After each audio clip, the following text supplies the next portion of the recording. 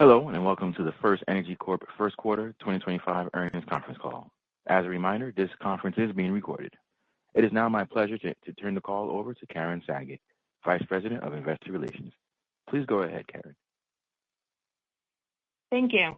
Good morning, everyone, and welcome to FirstEnergy's First Quarter 2025 Earnings Review.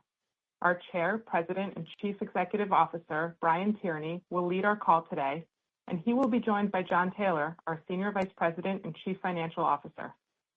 Our earnings release, presentation slides, and related financial information are available on our website at firstenergycorp.com/ir.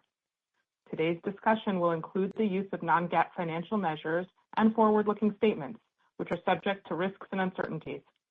Factors discussed in our earnings news release, during today's conference call, and in our SEC filings could cause our actual results to differ materially from these forward-looking statements. The appendix of today's presentation includes supplemental information along with reconciliation of non-GAAP financial measures.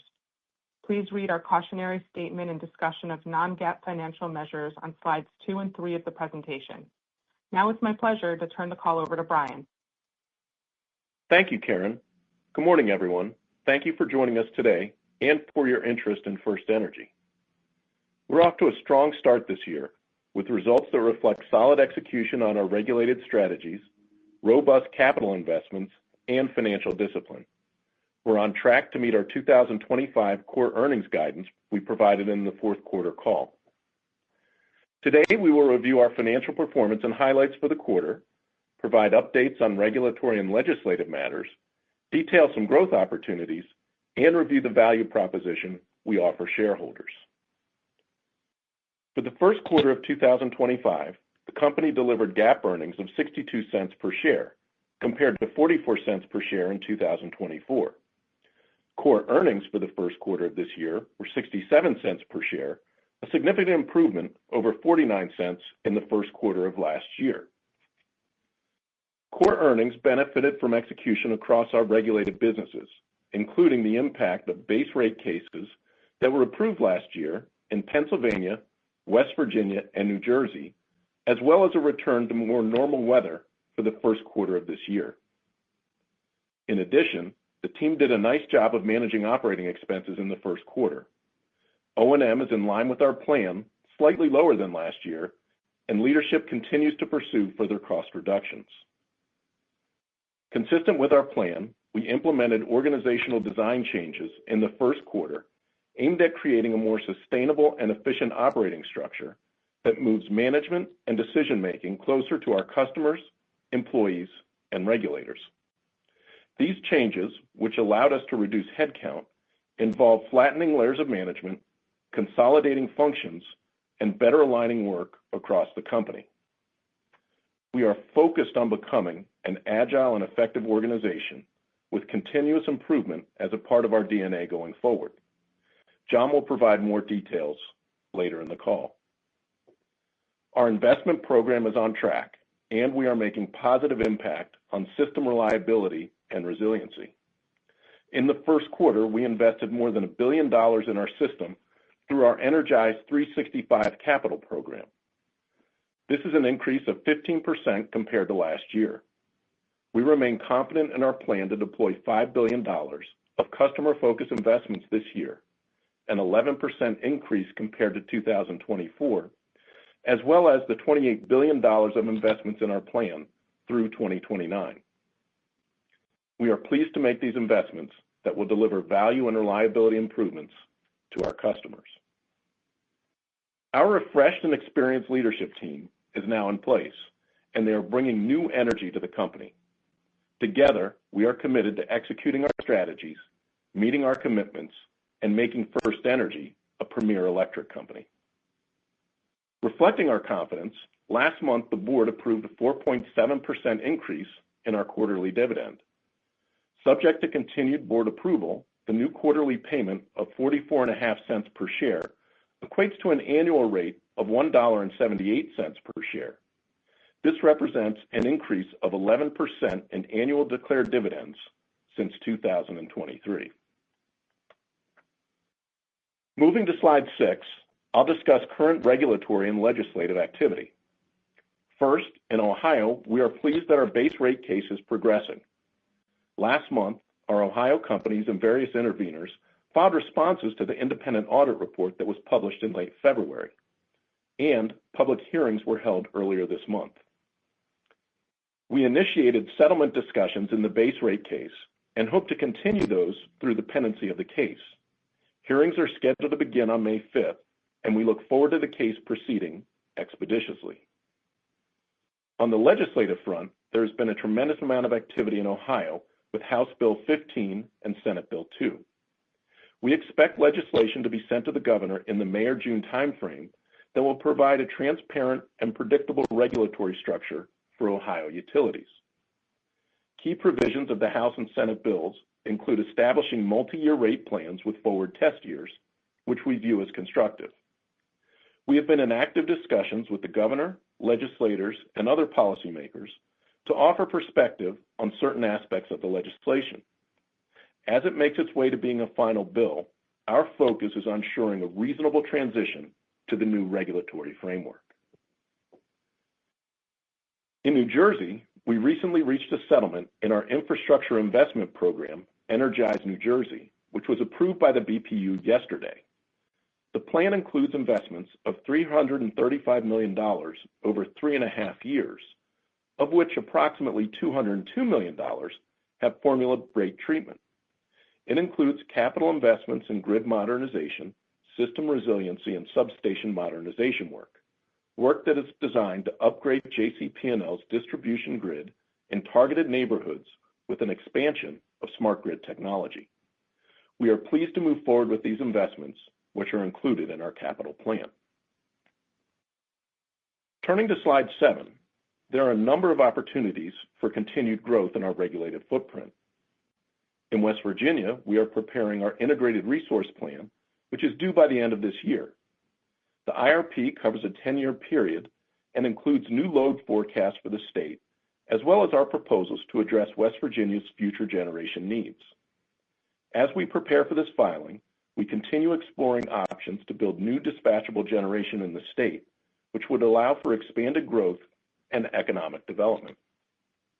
West Virginia's fully integrated regulatory framework provides it with a competitive advantage for economic development and a path for investment in new dispatchable generation.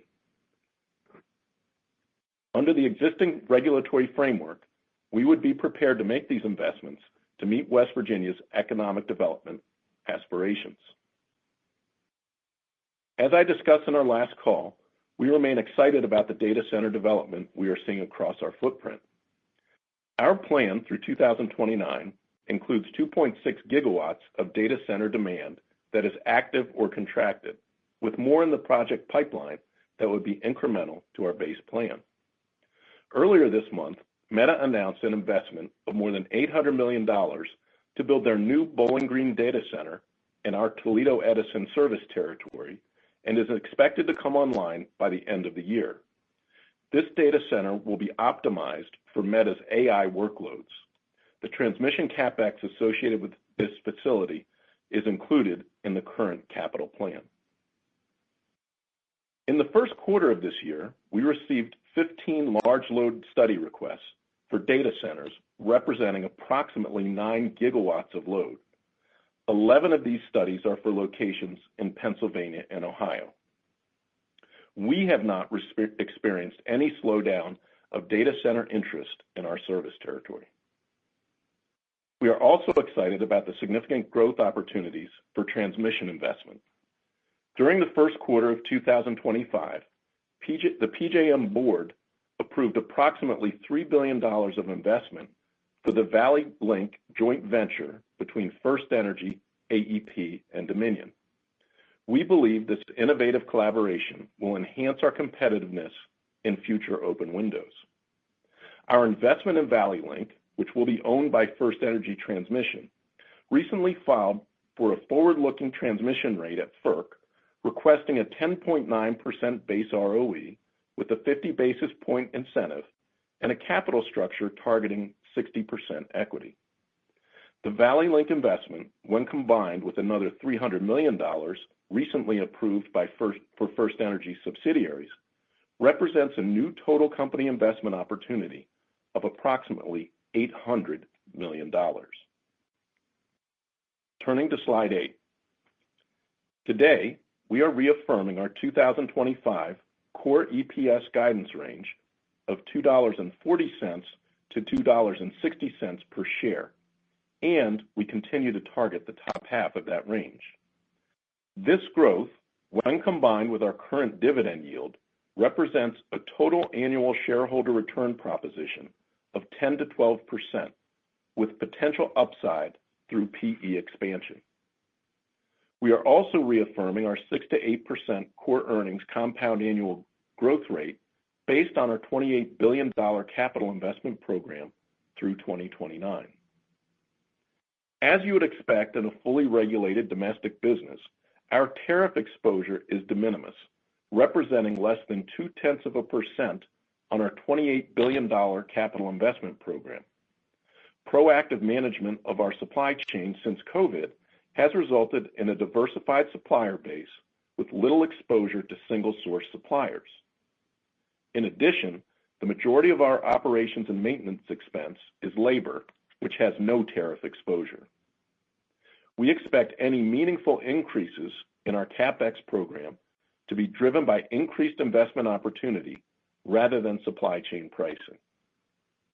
We are off to a good start in 2025, and we remain steadfast on delivering on our commitments with stable growth fueled by our strong organic investment program. I am excited about the progress we are making to become a more efficient and customer-focused organization.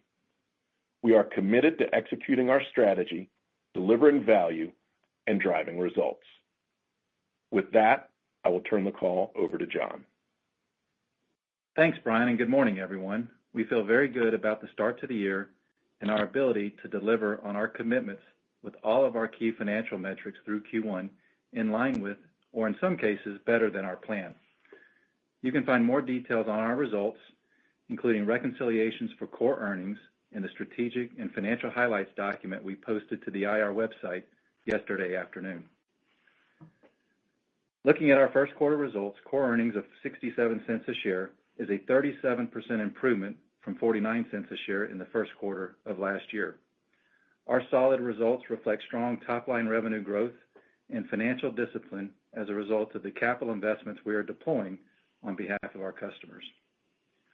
Our rates and investment strategy significantly impacted our Q1 results, mainly from updated base rates in Pennsylvania, together with the full-year impact of new base rates in New Jersey and West Virginia, which went into effect during the middle to latter part of Q1 of last year.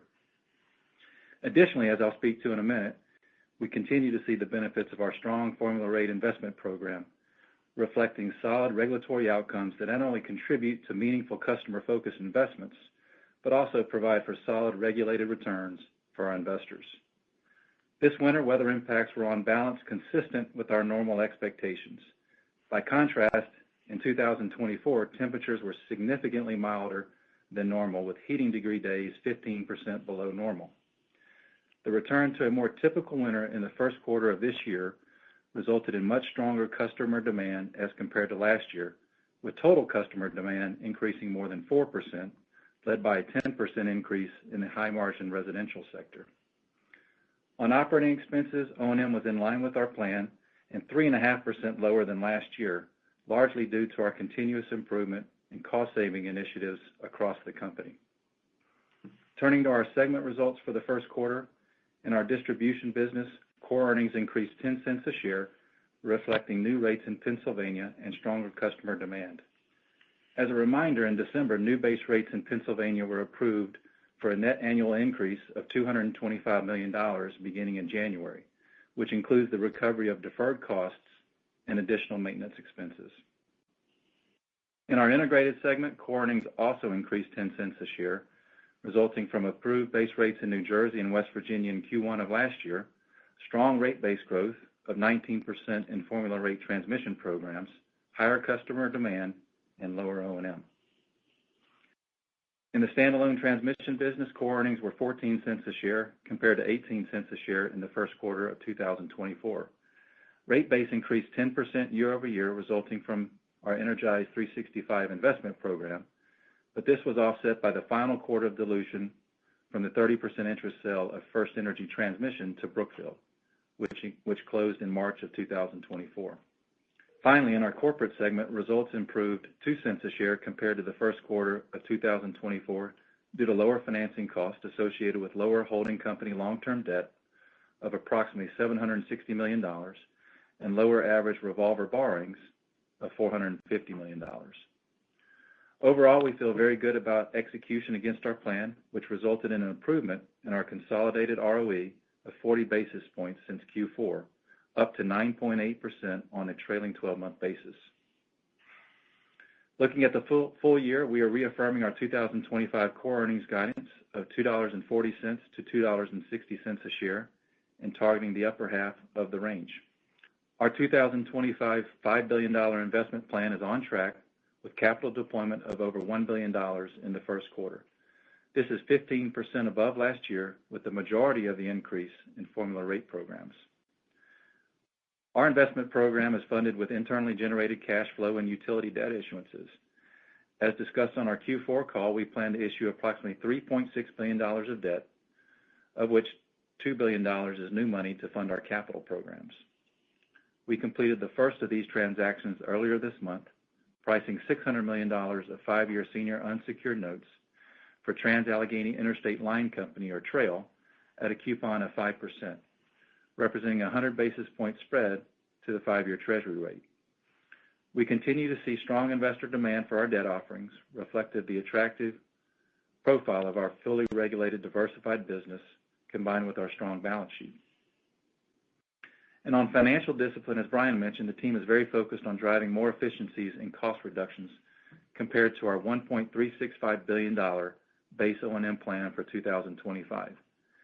These opportunities include lower back office spending through the use of existing and new technology, optimizing our maintenance costs through more targeted capital investments, and through various supply chain initiatives. We are building this type of continuous improvement thinking into our culture and into the expectations of the leaders across the organization. All of our leaders are highly engaged in ensuring that our operating costs support and enable the long-term objectives of the company. So to close out our prepared remarks, we're happy with the start to the year, with solid execution against our regulated strategies, our investment plan, and with financial discipline. Our earnings and financial performance across our key metrics are where we expect them to be, or even better. Our first quarter core EPS of 67 cents a share is aligned with our plan and significantly stronger than last year. With over $1 billion in capital investments during the quarter, we're on track with our plan and 15% above Q1 last year. Our base O&M of $340 million reflects strong financial discipline and is in line with our plan and improvement to the first quarter of last year. And first quarter cash flow of $637 million is better than our plan and significantly better than our results from Q1 2024. This is the type of performance that supports our value proposition, including the total shareholder return opportunity that we are focused on delivering for our shareholders. Thank you for your time this morning. We are highly focused on delivering on our commitments to all of our stakeholders. Now let's open the call to your Q&A. Thank you. We will now be conducting a question and answer session. If you would like to ask a question, please press star 1 on your telephone keypad. A confirmation tone will indicate your line is in the question queue. You may press star 2 to remove yourself from the queue. For participants using speaker equipment, it may be necessary to pick up the handset before pressing the star keys. One moment, please, while we poll for questions. Our first question comes from the line of Michael Lonegan with Evercore ISI. Please proceed with your question. Hi, good morning. Thanks for taking my questions. Just wondering how you would characterize the settlement discussions in Ohio, with the hearing starting May 5th. Do you feel like you're close to reaching an agreement? And, what are the key areas that remain up for debate between the parties? Yeah, thank you for the question, Michael. I characterize the settlement discussions as productive and constructive. We began them. We had a number of parties who were engaged. The key parties were engaged in the discussions. Those discussions will continue, and they're focused on the type of things that you would anticipate. cap structure, ROE, and the like. So nothing that's unusual or surprising, and I think the parties came to the table interested in discussion in settlement and hoping that we'd be able to get there. We're looking forward to the hearings beginning on May 5th and believe that will lead us to an expeditious outcome for the base rate case, and look forward to continuing the settlement discussions through the pendency of the case. Great, thank you. And then you talked about a significant increase in large load studies since the last call, and you highlighted no slowdown. The prior disclosure based on the data center pipeline was, for $350 million of incremental CapEx through 29. And beyond 29, you had highlighted $300 to $400 million of incremental spending opportunity. Just wondering, as we stand today, what would you say the upside is to these numbers? Yeah, Michael, I'd say it's about the same. So, in terms of people seeing in other areas, data centers and hyperscalers and the like pulling back, we actually had the announcement from Meta of the Toledo data center that they specifically have said is associated with being ready for their AI complement. So people are not in our service territory pulling back from that, but continuing forward. And I just say there's no change to that long-term outlook for CapEx at this point. Great. Thanks for taking my question. Thank you, Michael. Thank you. Our next question comes from the line of Shar Pourreza with Guggenheim Securities. Please proceed with your question. Hey, good morning, everyone. It's actually Alex on for Shar. Good morning, Alex. Good morning.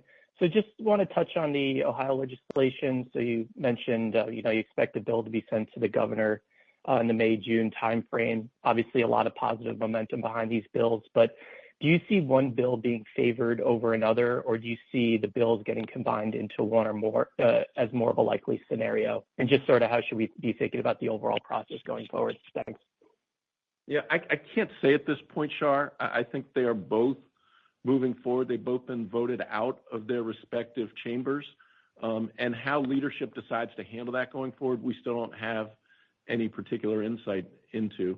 I think the key provisions of both bills that are of importance to us, things like the multi-year rate cases with forward-looking test years, are things that are in both.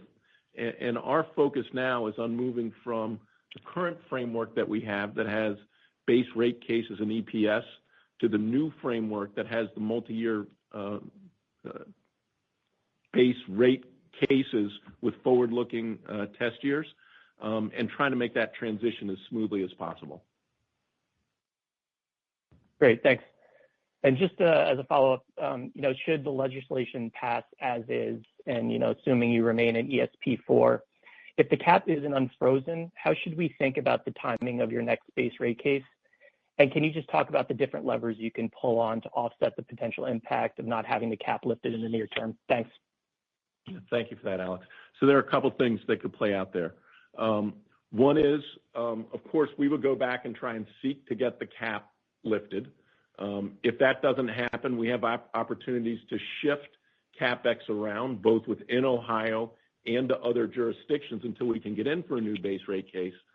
And then I anticipate that we'd be going in for a new base rate case under the new framework as early as the 1st of 2026, and we'd expect rates to be in effect for that as early as 1/1/27. So a number of levers that we can pull between now and then. We're not giving up on the cap persisting in ESP4, but we have a number of levers to pull as we get our way into that new framework. Great, thanks. I'll leave it there. Thanks for taking my question. Thanks, Alex. Thank you. Our next question comes from the line of Nick Campanella with Barclays. Please proceed with your question. Hey, thanks for taking my questions. I just wanted to follow up quick. Good to see you guys moving forward towards settlement. Is there just any chance that you could deal with ESP in that discussion? Or is that going to be more up to commission interpretation, you think, since we're still waiting on the legislation to be finalized? I was just trying to see if there's a window where we could get more clarity on ESP sooner than later. Yeah, Nick, I don't think it would be in that base rate case settlement. As you know, we have current active open case for ESP 6. And so we would try and handle as much of the base rate case issues as we could in those settlement discussions. And then I think there are, the three other ways for things to play out around the ESP. One is if there would be legislation that would direct the commission to have a smooth transition. Two, if not that, we still think that legislatively they would expect there to be a smooth transition between the current framework and the next one. And we think the commission would pick up on that and try and make that transition as smoothly as possible. And then as I discussed earlier in response to a question, if we're unsuccessful in those, I think there are opportunities for us to move CapEx around, both within Ohio and in other jurisdictions, and then get in as quickly as possible as we could for a new base rate case under the new framework. So a lot of levers for us to pull, and we'll be pulling all of those as timely as we can and communicating the results of that to the investment community as quickly as possible. At the end result on all this, Nick, we're looking at investment between the end of our current base rate period of May 31st of last year and when we get new rates in effect. So if we have to go to a new base rate case under the new framework, there would be very little for the commission to review in time and magnitude. And at the very worst, there would be an incremental, 15 months or so on the regulatory lag that we would face, potentially on a reduced amount, given the actions we could take. Hey, that's great. Sorry about my confusion there on the process. Thanks for the clarifications. Just as it relates to, you're kind of talking about a lot of different levers to, offset what seems to be kind of a shifting environment with this ESP. And you're at the high end of your 25 guidance now. You have this 6 to 8% long-term EPS CAGR. So do you still kind of expect, regardless of the outcome, do you expect to be able to offset that, be within the range, and be able to kind of grow linearly here into 26? Or how should we kind of think about that with this overhang? Yeah, so we do anticipate being able to offset that. And as we've talked about the growth, haven't been talking about linear exactly year to year to year. We've been talking about a compound annual growth rate over the investment horizon in that 6 to 8% period, all the while within that 6 to 8%. So we're confident about our ability to stay in that range and deliver those results, regardless of outcome around this the base rate case and how the levers that we could pull in the ESP. Thank you, Brian. Thank you. Thank you, Nick. Thank you. Our next question comes from the line of Jeremy Tonet with J.P. Morgan. Please proceed with your question. Hi, good morning. Good morning, Jeremy. Maybe picking up on the last question, if I could, and appreciate the sensitive nature of it all. But is there any other color you could provide to frame, I guess, what you'd be looking to solve for if things kind of progress, the legislation as it is right now, versus the size of the levers that you have? Just trying to get a sense of how, manageable, easy or not easy it is to kind of work around what the, these items could be. Yeah, so remember, we're just talking about the investment that we've made and are going to make since May 31st of 2024. So it's a limited universe in a limited time frame. And so we had made assumptions about what would happen with ESP 6. We've now modified those, not anticipating that would go forward, assuming that we will be in ESP 4. And then we'll be modifying how we do this going forward. So it's a modest and manageable amount of dollars in a modest and manageable amount of time. Yeah, Jeremy, I would say, we would be looking to move capital around. We have plenty of opportunities to do that. We have the Grid Mod 2 CapEx that we could accelerate into 2026. We have the PA LTIP where we could, move some of the Ohio base capital into that CapEx program. We have opportunities in Maryland and West Virginia with transmission CapEx. So we have a lot of opportunities to redeploy capital if and when we need to do that.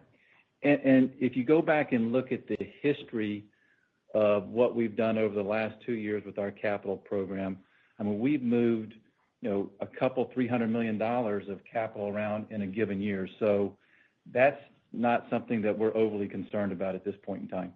As we're talking to legislatures and policymakers in Ohio, we see there is a strong desire to move from the current framework to the new framework.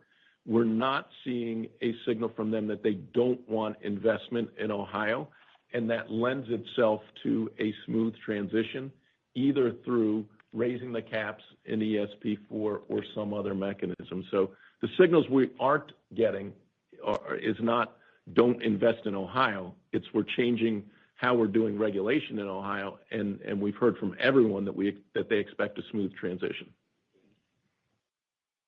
Got it. That's very helpful there. And then kind of shifting gears towards settlement talks, going back there, again, appreciate the sensitive nature to it all, but just wondering if you can frame it all, I guess, which parties are involved in the settlement conversations, such as staff, or just who's more receptive, who's less receptive, and any color in general you could provide in the parties would be helpful. Yes. So, Jeremy, we really can't talk it with any specificity around that, but we'll say that all the parties were involved initially. We felt that the discussion tone and tenor was productive and constructive, and along that vein, we're going to continue the dialogue. You'll remember during Grid Mod 2 discussions, we did file a partial settlement that was ultimately approved, and we think that's an avenue that's open to us in this instance as well. Got it. I'll leave it there. Thank you. Thank you, Jeremy. Thank you. Our next question comes from the line of David Arcaro with Morgan Stanley. Please proceed with your question. Hey, thanks so much. Good morning. Good morning, David. I was wondering if you could give a perspective on New Jersey and the recent commission efforts to look at cost efficiencies and the affordability considerations there. Wondering your latest perspective on what strategy might be possible to address any affordability concerns in the state. David, are you referring specifically to the PJM capacity auction? That seems to be the driving factor behind what looked like a specific effort from the New Jersey Commission to look for cost efficiencies among the utilities. But yeah, I think stemming from the increase in the capacity auction pricing. So look, I think commissions as well as FirstEnergy are very concerned about the coming price increases associated with the capacity auction.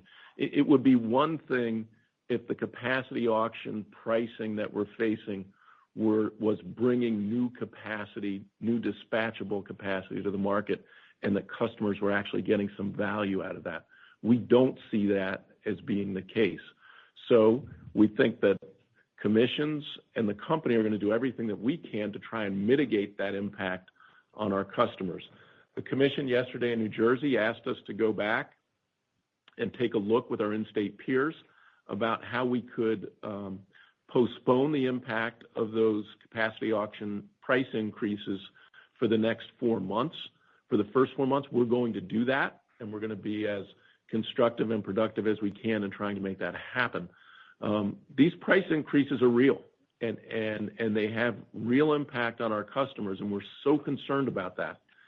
Again, if it was addressing the problem, we could be supportive, but it's not bringing new capacity to the market. This is what I would say, David, is you always want to do good things, and to the degree you have good things to do more of those. If there are things that are harmful, stop doing the things that are harmful. We think a continuation of these extremely high-priced capacity auctions that don't bring new capacity to the market are harmful, and that harmful impact should be either mitigated or stopped on a prospective basis. Absolutely. I appreciate that color. And maybe along those same lines, how has the conversation evolved? We've also got Pennsylvania, looking at the same issues this week as well in terms of the future of resource adequacy in the PJM market. How are you thinking about the potential solutions, or how has that conversation evolved, whether it's contracted generation, utility-owned generation? Have any options bubble to the surface in terms of getting more likely or more support among the different stakeholders?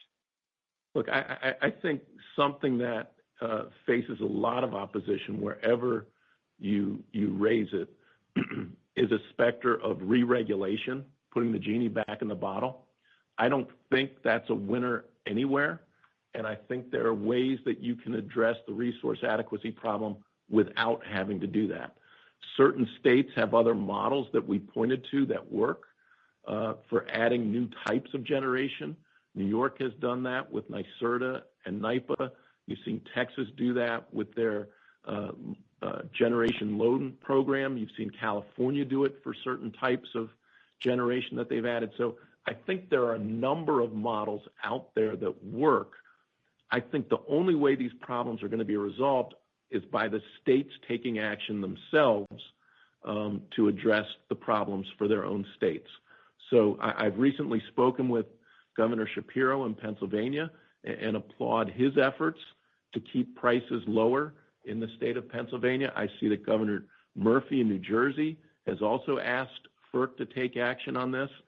And I think it's leadership by the governors in the states that are going to address this problem most directly. And I applaud those two governors' efforts. Okay, great. Very helpful. Thanks so much. Thank you, David. Thank you. Our next question comes from the line of Carly Davenport with Goldman Sachs. Please proceed with your question. Hey, good morning. Thanks so much for taking the questions. Maybe to start, just as you think about the current macro environment and potential for an economic slowdown, is there anything that you're seeing or hearing from your industrial customers in particular that you think could pose potential risk or is worth watching around that 2% load growth forecast that's embedded in the plan? It's a great question, Carly. I was just watching on CNBC earlier today, Beth Hammack from the Cleveland Fed talking about these issues. And from a macro standpoint, she's saying, look, the tariffs add a fair amount of uncertainty to what's going on in the economy. And that makes it difficult for people to make incremental investments and know that those investments are going to be either supported by tariffs or undercut by tariffs. So we're seeing that from a macro standpoint. Across our footprint, we're not seeing a huge impact yet. What we have seen is some steel manufacturers have been slowing some of their production related to automotive demand that has come down somewhat in the near term, and we're watching that. Would also remind you that industrial load is a much smaller portion of our margin than residential is, and we have generally demand-type pricing on the industrial load. So we don't anticipate significant impact from an income standpoint in the near term associated with the near-term uncertainty that we're dealing with. But the quicker there's certainty from an investment cycle standpoint, I think the quicker we'll be able to see people be able to make those investment decisions and get on with investing in their business, whatever the answer is from a tariff standpoint. Great. That's helpful. Thank you. And then maybe just a high-level question on the earnings guidance, targeting the top half of the 25 range. And you mentioned in the slides cash flow tracking above plan as well to start the year. Can you just talk a little bit about, what's driving that to give you confidence at this point in the year to sort of target the top end of the range? Yeah, Carly, this is John. So I think, we've laid out our base O&M plan for the year. We are targeting, lower O&M performance relative to that target. We have teams in place and leadership in place that are driving towards a slightly lower number to give us flexibility around our operating costs. And so that's what the team is working on, and that's what's going to give us the flexibility as we think about targeting the upper half of the range. Great. Thanks so much for the color. Thank you, Carly. Thank you. Our next question comes from the line of Bill Appicelli with UBS. Please proceed with your question. Hi, good morning. Morning, Bill. Just on West Virginia, can you just remind us what's in the plan, the base capital plan, and then what does the IRP represent, I guess as a potential upside And then how do you manage the affordability of some of the options that you may propose? Yeah, so there's a lot in play right now in West Virginia, Bill. What is in the current plan is current investment in T&D and investment for the current coal-fired power plants that we have, Fort Martin and Harrison.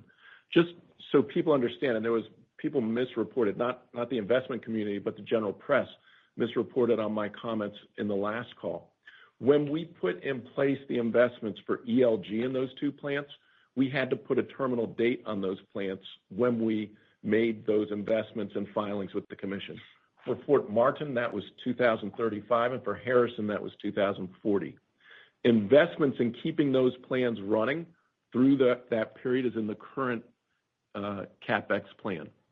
What would be incremental to that would be the result of the IRP that we're putting together now and the parallel plans that we would put in place to add combined cycle generation for the state.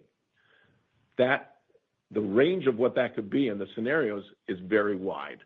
So my proposal would be start with a combined cycle that would be about 1,000 megawatts. That would be $1 billion+. And then as you firm up plans for what would happen from an environmental standpoint, from a cost standpoint, from a rate standpoint, you could firm up the plans as what would happen with Fort Martin and Harrison, and you could add incremental plans that look like the first combined cycle that we added going forward. And I could see us adding between 1 and 4 combined cycles of about 1,000 megawatts that could ultimately replace Fort Martin and Harrison or be incremental to them and bring incremental economic development to the state of West Virginia. It would just add the flexibility that West Virginia would have in an uncertain environment and allow them to attract things like data centers, transformer manufacturers, and the like, who are desirous to site in West Virginia. Okay, no, that's clear. Thank you. And then just shifting gears we're making some progress here on the co-location docket at FERC. We've had some changes within the commission this week. So I guess, what are you expecting in terms of timing, now that the reply comments have been filed from FERC, and do you have any sense of what form that may take? Is that just going to be an order, or and when do you think we may actually have the clarity from the commission that parties both on the generation side and transmission side can move forward? Bill, there are so many different types of co-location, and when people talk about co-location, they think they're using co-location to mean one thing, and it really means many things to many different people. There's co-location where you take existing capacity out of the capital markets, and I think that would be a difficult thing to do. And then there's co-location where people add incremental capacity to the markets, like what you're seeing at 3 Mile Island and Palisades, where they're bringing incremental capacity to the market and would like to locate data centers and other loads next to that. And I think the pathway forward for that second type of co-location is going to be much smoother than for the former. And to your point, we're going to have to wait and see how the FERC will order on those things. But I think net new incremental capacity with co-location is going to be an easier path than taking existing capacity out of the market. Okay. But I mean, as far as some timing around clarity from FERC, I mean, Commissioner Christie or Chairman Christie's been clear to move quickly, but I mean, do you have any sense of, is that in the coming months, or is that this could spill into latter part of the year? I would say the coming months. I know that FERC is having their technical conference on that in June. I look forward to speaking at that and sharing our views on that. But I think this will be a months-long process for it to play out. But I don't think it has to spill into next year. Okay. All right. Thank you. Thanks, Bill. Thank you. Our next question comes from the line of Andrew Weisel with Scotiabank. Please proceed with your question. Hey, thanks. Good morning, everybody. First, a question on Ohio. Hi. I know you can't get too specific on settlement talks, but My question is just on timing. I know hearings begin on May 5th, and I know it'd be great to get a settlement done before that if possible. That's only 10, 11 days from now. My question is that the legislation is expected to be sent to the governor in the May-June timeframe. Does one need to happen prior to the other? Does one depend on the other? And could a settlement happen before the legislation becomes official? So that's a good question, Andrew. I don't think those two things are going to be related timing-wise. I think the new legislation will go forward on its own timeline, and the base rate case will go forward on its own timeline. I think the fact that the new legislation contemplates a base rate case, and those are the issues that we're going to be handling in the hearing, in the adjudicated case if it goes that way, and settlement if it goes that way, I think would be fairly easy for those things to move forward on parallel paths. And the timing of one doesn't have to impact the other.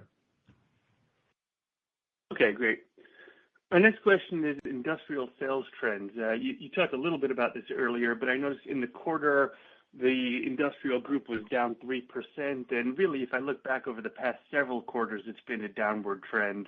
Anything you can talk to, either looking backward, or I'd also be interested in anything you've been seeing over the past few weeks since Liberation Day. Obviously, it's been a little chaotic in general over the past few weeks, but any kind of trends you could point to overall would be very helpful. Thanks. Yeah, Andrew, data centers in particular. Yeah, the last 2 quarters have been impacted by the slowdown in the steel sector, as Brian mentioned earlier. We started to see that in the 3rd quarter of last year, and so we're continuing to see that. That's kind of tied to the automotive sector. I mean, if you adjusted the year-over-year comp for leap year, that extra day that 24 had in it, industrial's down about 1.6%, and that's primarily all steel.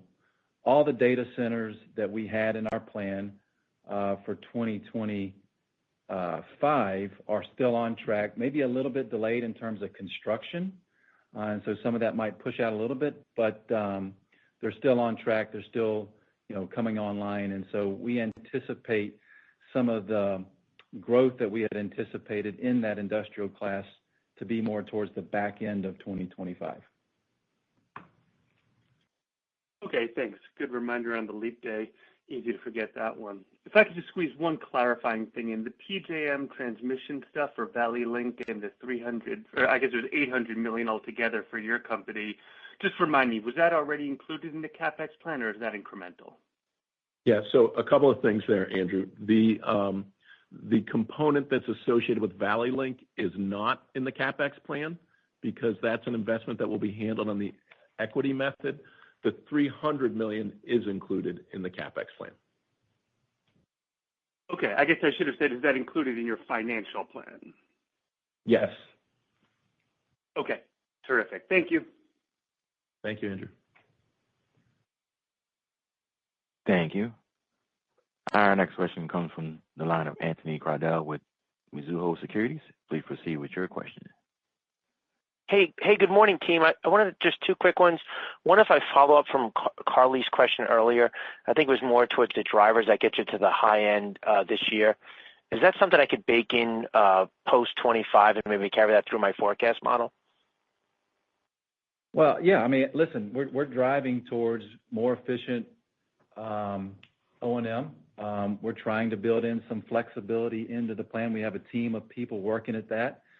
And if that were, if we're successful in executing that, which I think we will be, we'll continue that momentum into 2026 and beyond.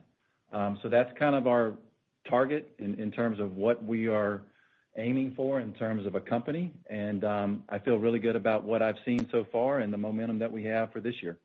Anthony, some of the tailwinds that we've seen from this year associated with making investments, getting that converted into base rates through rate proceedings, as well as the O&M discipline that we've had, create the tailwind for 2025, and we anticipate being able to create those tailwinds in years beyond this one. Great. And then just specific to Ohio, I believe in the current rate case that staff was against maybe an extension of the settlement window. I guess one, is that accurate, and is that mean, can I interpret that as staff is more biased towards a litigated decision, or that's an incorrect read of the situation? Yeah, I'd read it as the staff wants to move the case forward expeditiously. Remember, this is a case that we filed over a year ago now. That's not true.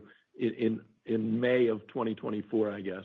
So a long time ago. And if the staff would like to move expeditiously on this and the commission would, we're fully supportive of that. Great. Thanks for taking my questions. Thank you, Anthony. Thank you.